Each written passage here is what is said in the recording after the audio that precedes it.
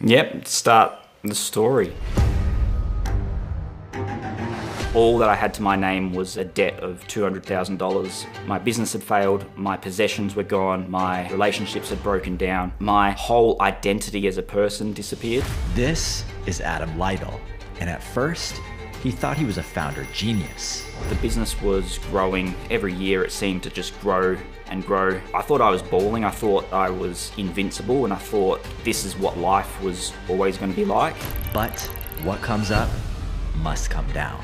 So all of a sudden my business collapsed pretty much overnight. I thought, that's it, I'm bankrupt and I can't fulfill this dream of mine. I'll have to work for someone and do a 9 to 5. It was very, very lonely. I'd lost my community, I'd lost my family, I'd lost my business, I'd lost my purpose in life. I was at the absolute lowest that I've ever been. When everything was at its worst, Adam came across a business that would change his life forever. As of last month, I'm 100% debt-free, and the only way that I was able to achieve that was through building apps. This is the story of how Adam Lyttle went from $200,000 in debt to making $50,000 a month with a portfolio of mobile apps. Welcome to Starter Story. Adam grew up in a troubled home with a lot of drug and alcohol use in his family. Naturally, he found himself gravitating towards computers and technology. He could understand them better than he could understand people. As a kid, I'd be role-playing, having my own software business, making software even at a young age. And I really enjoyed and loved the process of just working out how the computer works, working out how to create things. And then in high school, I started my own shareware business. So I was creating my own software and releasing it online. I was making a few dollars on the side of my part-time job. But then piracy came into it and people were downloading my apps for free and all of a sudden not generating much revenue from it. Adam faced his first real setback. Society expected him to follow the traditional path, get a degree, work a stable office job, but Adam had other plans. I wasn't all that great at school. I didn't feel like I was the sort of person that could do a 9 to 5, and I was the sort of person that could do this sitting in an air-conditioned office, being away from the kids. It's not the environment that I could see myself in. So I wanted to follow my passions and turn my passions into my business. Adam knows he must follow his dreams of making a living from building stuff on his computer. So instead of going to college, he decides to pursue a different route, not realizing he's about to stumble into a gold rush. After high school, I set up my own agency, creating websites for businesses, and this was prior to services like Wix and Squarespace. At the high point of the business, it was generating around about $300,000 profit per year. I thought I was balling, I thought that I was invincible, and I thought this is what life was always going to be like. This opportunity was hot, and Adam's agency started generating really good income within just a couple years. But the success went straight to his head. Debt, I felt, was this tool to buy things, to live a lavish lifestyle now with the intention of paying it back later. So I ended up just making poor decisions and ended up getting myself into $200,000 of credit debt and car loan debt. And to keep up with this lavish lifestyle and the image of being a baller, Adam had to increase his workload. Every year it seemed to just grow and grow, and I didn't realize it, but I was too focused on the business, too focused on clients, too focused on deadlines. I just wasn't there with the kids and I wasn't there with the family. I was too self-interested, self-motivated, just fixated on what I was doing, and everyone around me just had to fall into line to accomplish the goals that I wanted to achieve with my business and my finances and the things that I wanted to purchase. As the business stayed profitable, Adam could keep his head above water, but he never planned for what would happen next. I could no longer be charging $10,000 to build a website when people were just going to Wix or Squarespace and they could create a website for $10 a month. So all of a sudden my business collapsed pretty much overnight. My whole family was reliant on the business. It was putting a roof over everyone's head. It was putting food on the table. My logic was I have to work harder, I have to keep persevering, I have to keep digging this hole that I'm in, which meant lowering prices. And as my prices lowered, I was working more hours, and it ended up resulting in a total burnout where I couldn't do any more, couldn't access that higher level of thinking to even sit down on a desk to do work. And I started to default on some of the debts. Things started falling apart slowly, then all at once. His cars got taken away, his accounts were frozen, and soon he was left with nothing. All that I had to my name was a debt of $200,000 that was unsecured now. My business had failed, my possessions were gone, my relationships had broken down, my whole identity as a person disappeared, because my identity was this successful person that ran a web agency that was making good money. It was very, very lonely. I'd lost my community, I'd lost my family, I'd lost my business, I'd lost my purpose in life. I was at the absolute lowest that I've ever been. Adam's life is breaking down before his eyes, and with $200,000 of debt looming over him, he realizes he has to find a new path. I could no longer sit in front of a computer, and I just had this need to just not be in the house, and I just would walk and walk and walk. And I ended up coming up with the idea of, if I put a lawnmower in front of me, I could get paid to walk around. So I got the lawnmower, put an ad on Airtasker, and I'd get people say, hey, can you mow my lawn for 20 bucks? Can you mow my lawn for 30 bucks? And I'd say, yes, yes, yes. And in that process, I started to sort of build my confidence again. I started to build this sense of I wanted to do more again. The more lawns Adam cut, the more confidence he got back in himself and his services. Then, one day, while driving in his now secondhand car from one mowing gig to another, he runs into a problem.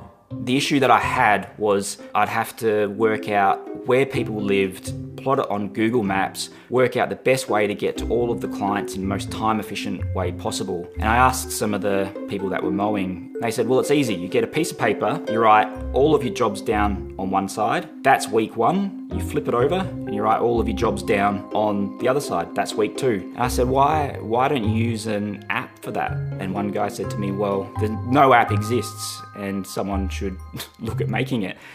And I thought to myself, I could be that someone. With his passion reignited, Adam sets out to build an app for lawnmowers. He doesn't do it for the money, but still has high hopes that the app will perform well. Finally, it was ready. I spent 6 months building this lawn mowing app. I released it and it didn't actually do all that well. I tried to work out why is it that this app that I have a very clear intention, a use case, and there's a need for it. Why did that fail? Adam was stuck. His app had failed and he had no clue why. With $200,000 of debt, he needed answers fast. So he decides to do something crazy. The best way and the only way I know how to learn something new is simply just to throw myself into it and just start building. So I set myself a challenge to create one app every single month. Adam realized quickly that launching fast and validating ideas was the best way to approach new business ideas. That's what started this whole one app a month challenge. But what if you wanted to do this for a different business idea, like a service-based business that only requires a website? Well, Hostinger is the fastest way to do it, and they're the sponsor of today's video. Entrepreneurship is about speed, and if you're wasting tons of time messing around with button design, logos, or worrying about the layout of your website, then check this out. The Hostinger business plan comes with a suite of AI tools and e-commerce features that will allow you to go from 0 to 1 in minutes. Let's say you want to build a website for your services business. You can select the AI website builder, add the name of your company, describe what you want, and voila! Now you have a professional brand website in minutes. And don't forget to use the AI SEO tools. As a solopreneur building on the internet, traffic is everything. And letting AI take care of the difficult details of SEO makes your life 10 times easier. So if you want to stop wasting a bunch of time and launch your business quickly, head to hostinger.com/starterstory and use the code StarterStory for 10% off. They're running a huge sale right now and you'll want to take advantage of it while you can. All right, now back to Adam's story. I was mowing lawns from 6 a.m. in the morning till 6 p.m. in the evening, and then I would be sitting down and just building apps with the intention of, I want to give back more to the world than I had taken previously, and then learning as I'm doing it. Adam buries himself in building these small apps with the hopes of escaping his debt, his failed businesses, and his crumbling personal life. But reality would still come back to bite him.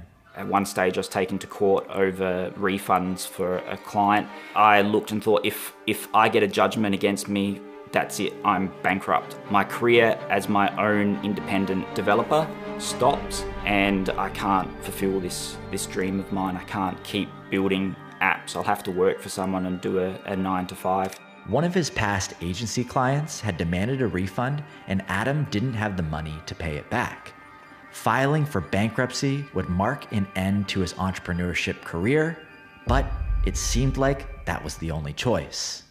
Until a miracle happened. Starting this journey of building an app per month, one of the first apps that I built became hugely successful. It was generating around about $1,000 a month, which at the time was huge. And at this stage, I had someone reach out who wanted to buy the app. He said, I'll buy it for 2 times annual revenue, $24,000. That was a lot of money to me. I was able to pay back the amount before it ended up going to court, and I was able to keep the debt collectors at bay just enough to keep my dream alive and just enough to keep creating and building. With a little beginner's luck, Adam had an initial success with building apps that not only saved him from his bankruptcy, but more importantly, made him realize that you can actually make money with this thing. That's when this business model flipped from, I can create an app every month, and this is a really nice creative outlet, to I can create an app every month and I can generate 2 years worth of revenue from that one app. I thought of it like a runway. So I'd sell an app, I'd have a runway extended, and then I could try to release another app that becomes successful before my runway runs out. And that's what I did for 2 years. When COVID hit, Adam's lawn mowing side hustle got shut down. So he threw himself into app development while supplementing his income with some freelancing on the side. And for a while, this worked. Adam was living the dream, waking up every day to build apps. But he was still deep in debt, and every influx of cash from an app sale only brought him a few more months of runway. Then, one night, something happened that would make Adam rethink everything. There was one instance where we went to a restaurant. I wanted to get a Pepsi Max, but I couldn't afford a Pepsi Max. I realized in that moment, what am I doing? What am I doing with my life? Am I following a dream or a passion that isn't going to come to fruition? Am I going down a path that's wrong? How can I be in a situation where I've still got debt over my head? I can't go out for dinner and I can't even afford a Pepsi Max.